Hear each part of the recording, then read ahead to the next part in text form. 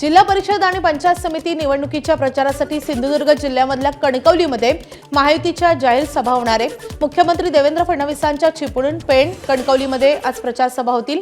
कणकवलीमध्ये उपजिल्हा रुग्णालयाच्या समोरील मैदानावर मुख्यमंत्र्यांची जाहीर सभा होईल। पहिली जाहीर सभा कणकवलीमध्ये घेऊन जिल्हा परिषद आणि पंचायत समिती प्रचाराची सुरुवात होईल। मुख्यमंत्री देवेंद्र फडणवीस यांच्यासह प्रदेशाध्यक्ष रवींद्र चव्हाण आणि त्यासोबतच राष्ट्रवादी आणि शिवसेनेचे नेते यावेळी उपस्थित राहतील।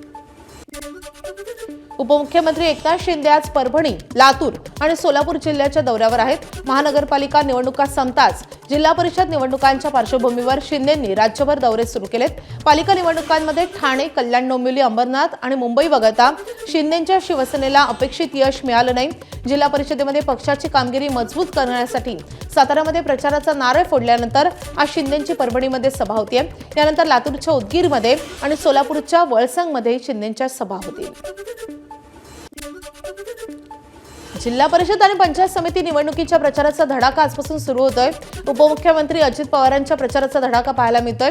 आज बारामती तालुक्यामध्ये अजित पवारांच्या 4 सभा होतील। नीरावागज येथे अजित पवारांची पहिली सभा असून सुपे गावात आजच्या दिवसातली शेवटची सभा पार पडेल। महापालिका निवडणुकीतील पराभवानंतर राज ठाकरेंनी बैठक बोलावली आहे। आज मनसेची सकाळी 11 वाजता MIG क्लब इथे बैठक होती आहे। मुंबईतील प्रमुख पदाधिकारी आणि मनसे अध्यक्ष राज ठाकरे यांच्या उपस्थितीत ही बैठक होईल। मुंबईतील 52 उमेदवार, विभाग अध्यक्ष आणि मनसे नेते बैठकीला उपस्थित राहतील। महानगरपालिकेच्या निवडणुकीतील पराभवानंतर मनसेची ही महत्त्वाची बैठक आहे। बैठकीमध्ये पराभवाची कारण मीमांसा केली जाईल आणि इतर बाबीवरही चर्चा होईल।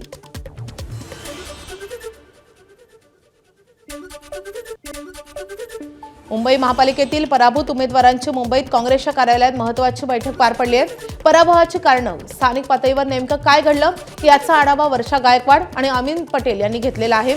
यावेळी अनेक ठिकाणी काँग्रेस पदाधिकाऱ्यांनीच पक्षविरोधी काम केल्याचे पुरावे नेतृत्वाकडे सादर करण्यात आले। मतदार यादीमधले घोळ, मतदान केंद्रामध्ये बदल तसंच वंचितच्या कार्यकर्त्यांनी काँग्रेस विरोधात काम केल्यानं पक्षाला मोठं नुकसान झाल्याची भावना व्यक्त झाली आहे। दरम्यान पक्षविरोधी काम करणाऱ्या कार्यकर्त्यांवर कारवाई करण्यासंदर्भातही आता चर्चा झालेली आहे।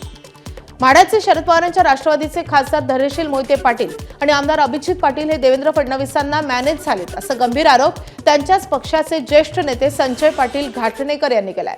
खासदार आणि आमदार यांनी शरद पवारांचा विचार संपवला असल्याची टीकाही त्यांनी केली आहे। दोघेही यातून भाजपलाच मदत करत असल्याचा आरोप घाटणेकरांनी केलाय। ही बाब शरद पवारांच्याही कानावर घातली असल्याचं ते म्हणाले। मोहिते पाटलांचा शिवरत्न बंगला आणि पंढरपूरच्या पाटलांच्या बंगल्यावरून निष्ठावंतांचे खच्चीकरण करणं सुरू असून उमेदवार हे बळीचे बकरे केले जात असल्याचा गंभीर आरोपही घाटणेकरांनी केलाय। माढ्याच्या जनतेला अक्कलूजच्या आणि पंढरपूरच्या पाटलांची गुलामगिरी करण्याची वेळ आली असल्याचंही घाटणेकर यांनी म्हटलंय। पवार साहेबांचा विचार संपवण्याचं काम मोहिते पाटील आणि अभिजित पाटील करतायत। एका बाजूला ते पक्षाचं काम करतायत का भारतीय जनता पक्षाच्या दबावाखाली जाऊन भारतीय जनता पक्षाचं काम करतायत हे मतदारांना आणि कार्यकर्त्यांना कळेनासं झालंय। हे आतून देवेंद्र फडणवीसला आणि जिल्ह्याचे पालकमंत्री जयकुमार गोरे यांना हे आमदार आणि खासदार हे 100% मॅनेज आहेत असा माझा स्पष्ट आरोप आहे। तालुक्याचा स्वाभिमानाला ठेच लावण्याचं काम ह्या खासदार आणि आमदारांनी केलेलं आहे। हा माढा तालुका हा स्वाभिमानी कार्यकर्त्यांचा तालुका आहे आणि माढा तालुक्याचा स्वाभिमान काय असतो हीच आमची भूमिका इथून पुढच्या काळात असेल। मुंबई महापालिकेतील पराभूत उमेदवारांची मुंबई काँग्रेसच्या कार्यालयात महत्त्वाची बैठक पार पडली आहे। पराभवाची कारणं, स्थानिक पातळीवर नेमकं काय घडलं याचा आढावा वर्षा गायकवाडांनी घेतलेला आहे। यावेळी अनेक ठिकाणी काँग्रेस पदाधिकाऱ्यांनीच पक्षविरोधात काम केल्याचे पुरावे नेतृत्वाकडे सादर झाले। मतदार यादीमधले घोळ, मतदान केंद्रामधले बदल तसंच वंचितच्या कार्यकर्त्यांनी काँग्रेस विरोधात काम केल्यानं पक्षाला मोठं नुकसान झाल्याची भावना यावेळी व्यक्त झाली आहे। दरम्यान पक्षविरोधी काम करणाऱ्या कार्यकर्त्यांवर कठोर कारवाई करण्यात येणार असल्याचे संकेतही नेतृत्वाने दिले। चंद्रपूर महापालिकेमध्ये सत्ता स्थापनेसाठी भाजप आणि काँग्रेसमध्ये अनेक घडामोडी घडतायत। चंद्रपूर महापालिकेवर मवयाची सत्ता स्थापन होणार असल्याचा विश्वास विजय वडेट्टीवारांनी व्यक्त केलाय। त्यासाठी त्यांनी मातोश्रीवर जाऊन उद्धव ठाकरेंची भेटही घेतली आहे।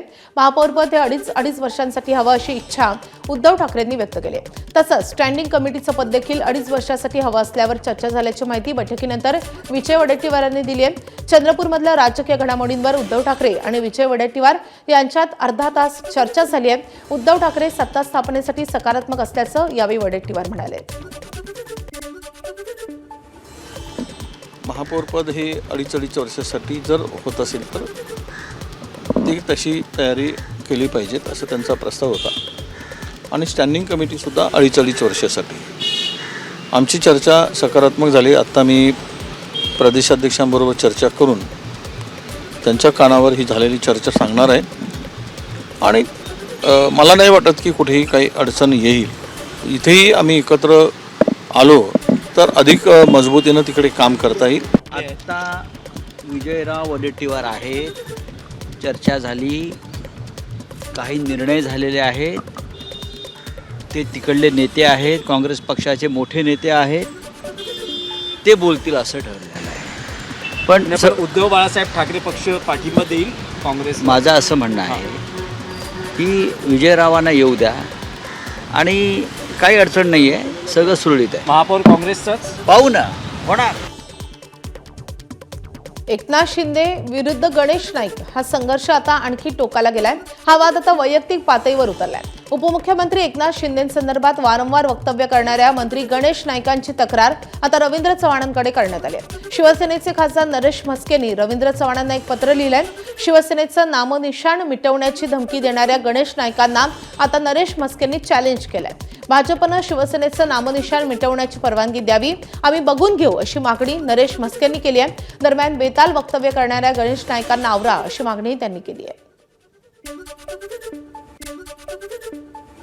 टिंबट बडबडला आणि एक आपण अरे मला घाबरा घाबरत नाही कोण अशा हे दाखवण्याकरता कोल्हेकुई जी त्यांची जी सुरू आहे आणि त्यांनी पक्षाकडे जी परवानगी मागितलेली आहे आणि त्याकरता त्यांच्या महाराष्ट्र प्रदेश अध्यक्षांना आम्ही पत्र लिहिलेलं आहे की तुम्ही द्या एकदा त्यांना परवानगी. आमचं नामोनिशान मिटवण्याची जे भाषा करतायत त्यांना तुम्ही एकदा परवानगी द्या. आमचं नामोनिशान मिटवण्याकरता मैदानात त्यांना येऊ द्या, आम्ही सुद्धा मैदानात उतरू. तर एकनाथ शिंदेंवर वारंवार टीका करणाऱ्या गणेश नाईकांना शिवसेनेच्या महिला आघाडीनंही उत्तर दिलंय. भाजपच्या वरिष्ठ नेत्यांनी गणेश नाईकांना समज द्यावी असा इशारा शिवसेनेच्या प्रवक्त्या शीतल म्हात्रेंनी दिलाय.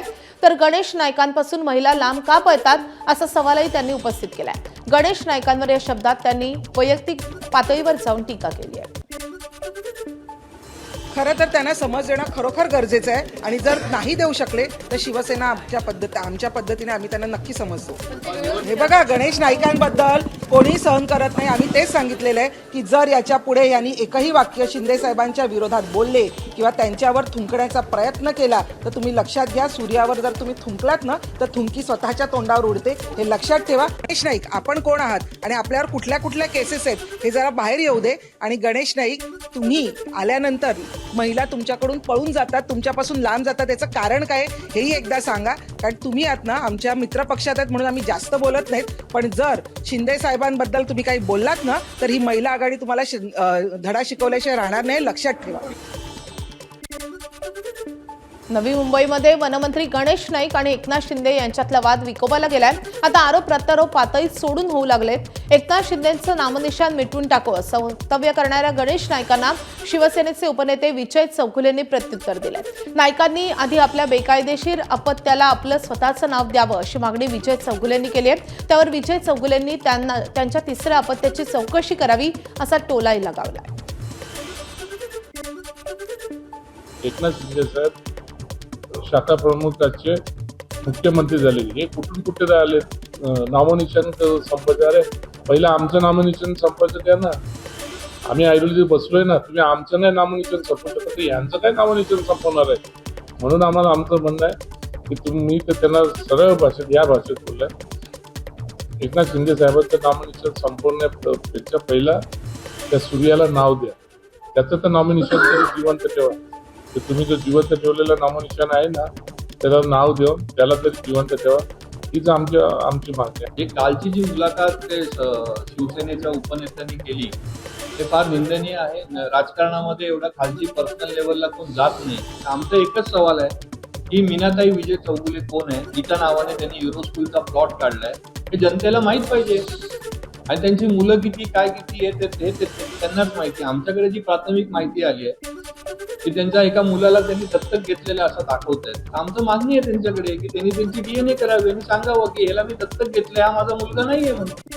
एवढीच मागणी आहे. दीप्ती चौधरी आत्महत्या प्रकरणात मोठी अपडेट समोर आली आहे. पुण्यामधल्या निरामय रुग्णालय प्रशासनाची पोलिसांकडून आता चौकशी करण्यात येते. याच रुग्णालयामध्ये दीप्ती चौधरीची गर्भलिंग निदान चाचणी करण्यात आली होती असा दावा दीप्तीच्या कुटुंबानं केलाय. 5 महिन्याची गर्भवती असताना दीप्ती चौधरीच्या सासरच्या मंडळींनी दमदाटी करत तिची गर्भलिंग निदान चाचणी करून घेतली होती आणि मुलगी असल्याचं निदान झाल्यावर चौधरी कुटुंबियांनी दीप्तीला गर्भपात करण्यासाठी दबाव टाकल्याचा आरोप दीप्तीच्या कुटुंबियांनी तक्रारीमध्ये केलाय. त्यामुळे आता निरामय रुग्णालयातील डॉक्टरांवर कारवाई होणार का हे पाहणं महत्त्वाचं असेल.